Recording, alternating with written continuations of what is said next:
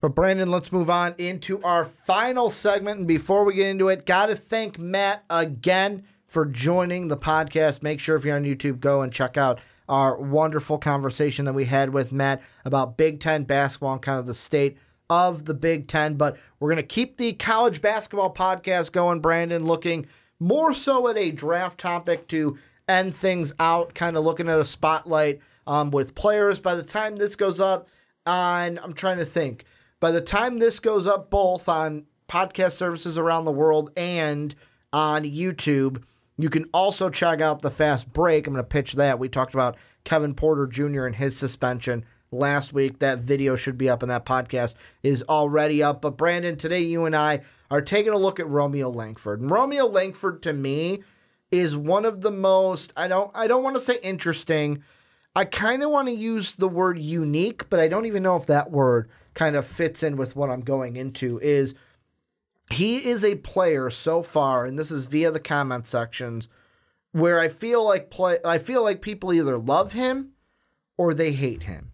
Either you're too high on him, you're too low on him. There's no in the middle with Romeo Langford. And Romeo Langford, depending on where you look, I know you and I, it was eons ago when we did a big board together. The next big board, the 3.0, will be us again. But beginning of the year or towards the beginning of the year, we were both very high on Romeo. You had him at 5. I even had him at 4. So both of us had him in the top 5. Then in our second one, that was around the end of the year after Christmas, he had fallen all the way to 11 in my big board. And even when you look at the mock draft that Sean, Dave, and I do on the Fast Break, it's very split up. Sean has him 6, I had him 10, Dave has him outside the top 10. So what I want to ask you is, when it comes to Romeo Langford, are we, not me and you, but like a collective we overall, are we too low,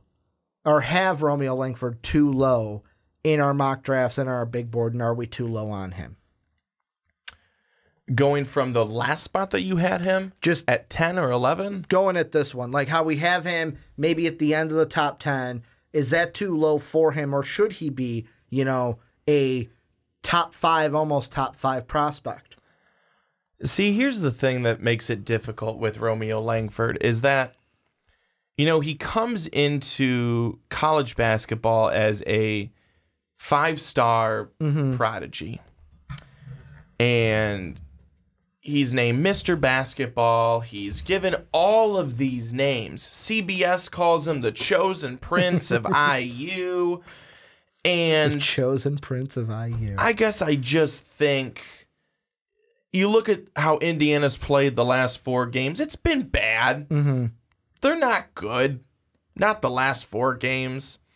When I hear all those things, when I hear chosen prince, Mr. Basketball, 5-star prodigy, you know what I think of? You better be just like Zion Williamson. That's what I think of. Guy who's doing it all, who's got the body type, who's big, who's NBA ready like the day he came in to college, and everything that he seems to do. I'm not saying he's perfect. Of course not. But almost everything he seems to do, he does it so well. And he can do all these different things. It's like I mentioned on the Fast Break, and this is the difference between Zion and everyone else. With Romeo, and I'm going to bring up one today, we look at a weakness and go, oh man, he's really got to work on this if he wants to improve his draft stock. With Zion, it's like, well, if he could improve his 3, he'd become a really good player. It's not a knock that he can't shoot the 3 well. We look at it and just go, well, yeah, if he does that, then, man, he'll be a really phenomenal NBA player at the next level, and kind of the difference that Zion has on everyone else. I guess my whole thing is, well, at the end of the day, is Romeo Langford going to end his career at IU being a 20-point-per-game player, someone who did make an impact, someone who was a really good player for them? Yes. Yes, he's going to. But at the end of the day, are people also going to look and go, yeah, that Romeo Langford guy, he was really good, but he didn't take Indiana anywhere. They went nowhere. They didn't. They maybe made a bid to the tournament. They didn't go far.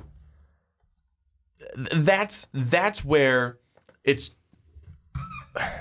Where do you cut off the difference between good as a player and couldn't take his team anywhere? Because are you a bad player if you don't take your team anywhere? Are you a bad player if you do not succeed, if you do not help your team to succeed in the regular season, to get to the tournament, to make a good, in a long tournament run? Are you then no longer a good player? It's somewhere in the gray there for me, especially here on Romeo Langford, is that yes, he is a really good player, but I don't think that he's ever going to measure up to the names that he's been given. Well, not here with IU. And here's the thing I look at too is with Romeo Langford, I'm not going to put team success in, like, he is not going to be the only one to bring this team to where they're at, because you look at some of the teams that are in the top 5, Tennessee, who's at number 1, Grant Williams and Admiral Schofield are in NBA draft mocks. They're in draft conversations. They're both averaging 18, 17 a game. They're both really good players. Duke, we've talked about them. We know they have 3 phenomenal players. You look at Virginia. They've got Kyle Guy and DeAndre Hunter, who lead that team at the top with various different skills. Gonzaga, they always have different players. You've got Norville, you've got Clark, you've got Rui Hachimura, you've got hopefully Killian Tilly. Right now, back 5 games, can get under it and get back to where he was last year. And then you have Michigan, where Michigan has 3 good guys. Poole's been doing well, but with Charles Matthews and Iggy Brisdikis, I think I said that right, or Brisdikis? Yeah, I think I did. With Iggy and Matthews, they have more than one player. With Indiana, yeah, I know they've got Juwan Morgan, but him and Romeo have not been on the level of those other teams. Like, you look at Indiana's schedule that they've just had recently, and they were 12-2 just coming off of a win against Illinois, where Illinois almost beat them. It was 73-65. Michigan, I'll give you a pass because Michigan was undefeated at the time and they were really good. But then you lose to Maryland, you lose to Nebraska, and then you lose to Purdue. And that Purdue game was so bad for Romeo Langford that there is video on YouTube that I have seen that he went 22 minutes, shot 2 of 10 from the field, 0 of 3 from beyond the arc, went 0 of 4 from the foul line. That means there's no one in your face. And you went 0 of 4. Couldn't even hit 2 of them, like Zion might have been able to. And he only scored 4 points in that game. The student section in that one was calling him overrated. And I think the biggest reason of why I personally am so low on Romeo Langford is a word that you used with Cam Reddish. Inconsistent. This is a guy that I don't think will be a 20-point scorer for the for Indiana, because I was pulling up Tennessee. Their 2 guys aren't scoring over 20. The only team in the top 5 that has people averaging more than 20 points, the Bulldogs from Gonzaga, Rui Hachimura, is averaging 20 a game, and the Duke Blue Devils, RJ and Zion, both averaging more than 20 points per game. I don't think Romeo will ever get there. And the thing with Romeo is, one, the inconsistency, where against Illinois has a good game, 28 points, where he went to the line and 11 of 15 from the line. That's really good if you can get to the line and get that many points. Then against Michigan, it's like, okay, 17, you're kind of down to your normal. You went to the line, you hit all your 6. Then 28 against Maryland, that's a really good game, but then 18 against Nebraska, and then you fall 4 against Purdue. That's number 1, inconsistency. Number 2, I think the big reason of why, when I look draft-wise for Romeo Langford, it's the 3 ball. The NBA is all about the 3, and he's 0 of 3, 0 of 4, 3 of 6, 1 of 2, 1 of 4, 1 of 3, 0 of 3, 0 of 3, 0 of 3. It's not his strong suit. He can't hit the 3. So it's not his strong suit. For me as an NBA team, that's why I would say, hey, if I'm going to pick a guy in after the top 5, if I have a choice between Keldon Johnson, who balled out this weekend on Saturday night, if I have to pick Keldon Johnson or Kevin Porter Jr. or DeAndre Hunter or Rui Hachimura or Romeo Langford, I'm going to pick those other guys right now over you because you're inconsistent. And the one thing offensively that we need from you, you can't do it. You can't hit the 3 ball right now. I think that's a really great point to bring up because so many scorers are going to be able to do well inside the 3-point line. The long jumper, the short jumper, around the basket, in the paint, all of that, drive to the hoop. Yes, they can score there. But it's what can you do? What makes you a better player outside of that? Are you a good defender? Are you a good 3-point shooter? And for Romeo Langford, are you a good defender? No, not really. Are you a good 3-point shooter? Well, not really. I think that there's got to be something else outside of the normal what you would expect from a player on another team, from a scorer on another team, from a guy who's averaging 20 points, close to 20 points per game, 18. He's not doing it. You know, he's got 5 rebounds per game. He's got 2 assists per game. There's not, outside of the scoring, there's nothing extra. There's nothing extra that makes a team get really excited about you, an NBA team get really excited about you because, oh, we get this guy. We are not shooting the 3 really well right now. We need someone who can do that. This guy can do it. No, you don't have that. Oh, well, we need a defender on this team. We need to get somebody to really pump up the defense. That's not him either.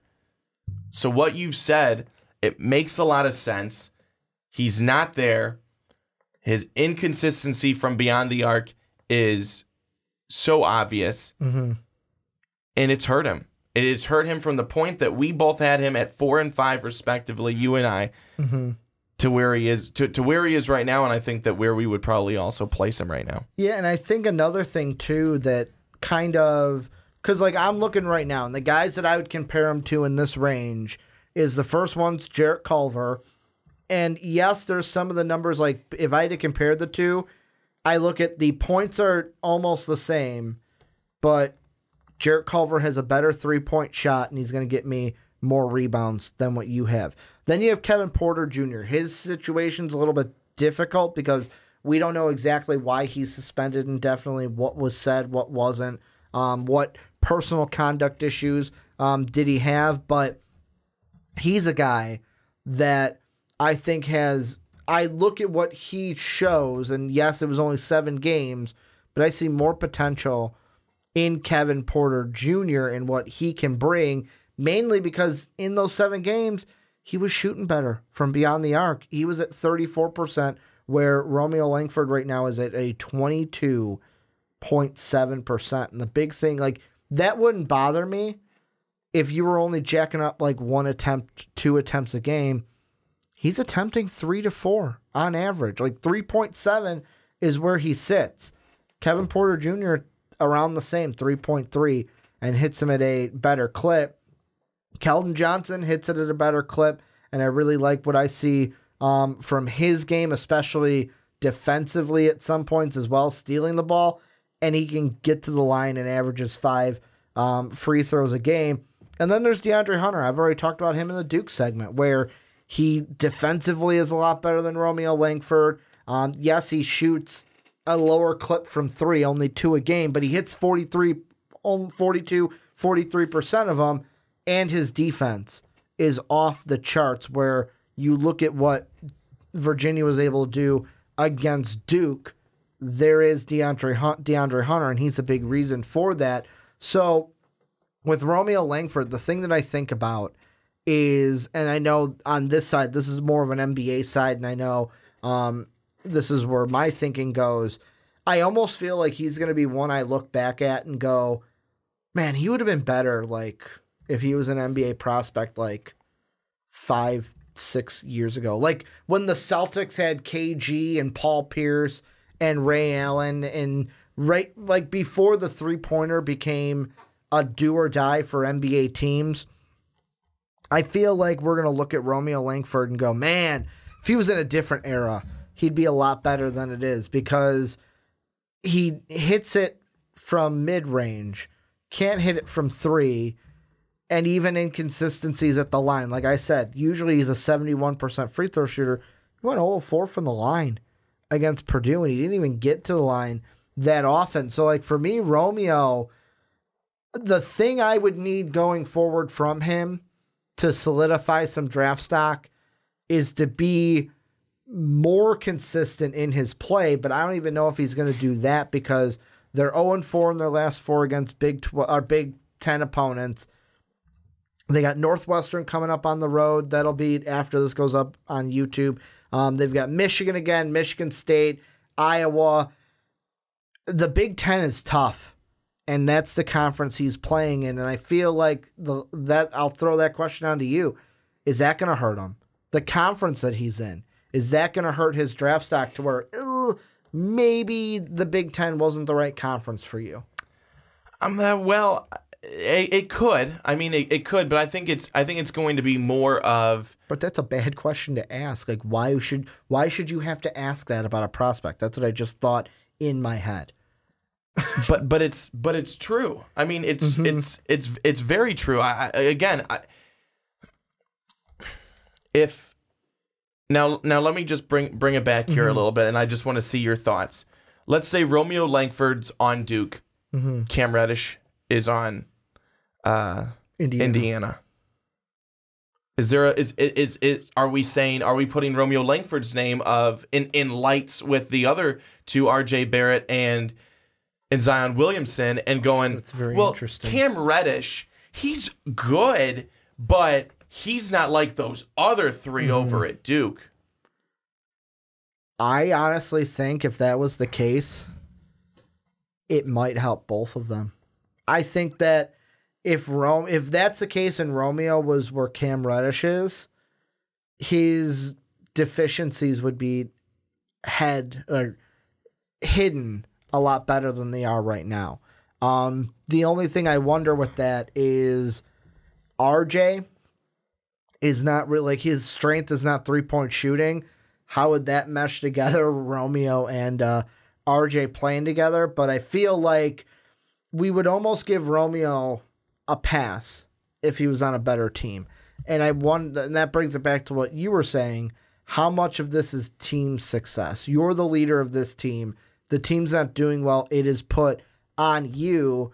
The thing with Cam Reddish that's interesting is that's a seesaw. Would we see Cam step up and see the Cam Reddish that we see in his high school tape? Or would we see a Cam Reddish like we're seeing now, where it's like he's good, but he's not?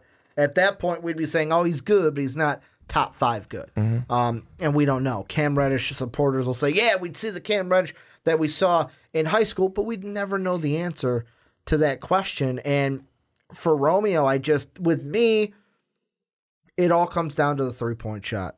And could he develop one? Yes. Does he need to develop one? Yes. For me, if I'm an NBA team, if I look at it of where I'm at, and I know that this is not the fast break, but I'm kind of just going to break it down right now. After the top 4, Zion, Ja, RJ, Cam, this is my thought process of the last mock draft. The Hawks, yeah, we could take them. We could. Like, we've got Trey Jones, we got Kevin Huerter, who were good 3-point shooters in college last year, can shoot from 3 this year. But I really like that Jared Culver guy and his 3-and-D potential at the next level. Has defense, has 3-point range. Then with the Wizards, we got John Wall, we got Bradley Beal. We got enough. Like, I know John Wall and Beal can kind of hit from 3, but we got enough guys at the 2 and the 3.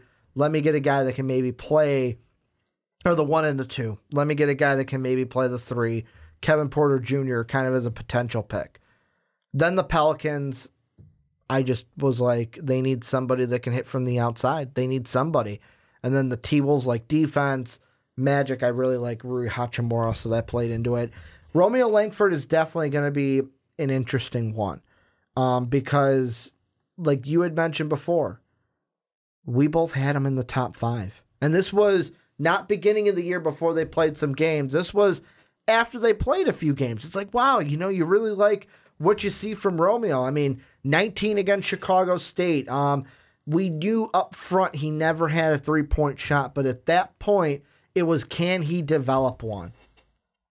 And since that point, his best game was Maryland, where he went 3 of 6. Besides that, 2 of 5. Other than that, 1 of 4, 1 of 5, 1 of 3, 1 of 4, 1 of 2, and a bunch of offers. So for me, that is the biggest crux in his game, the three-point shot, and why I would pass on him compared to other players if I was somebody in the NBA making those decisions. He's shooting 22%, 22.7% from 3. That's not getting it done for anybody. Mm-hmm.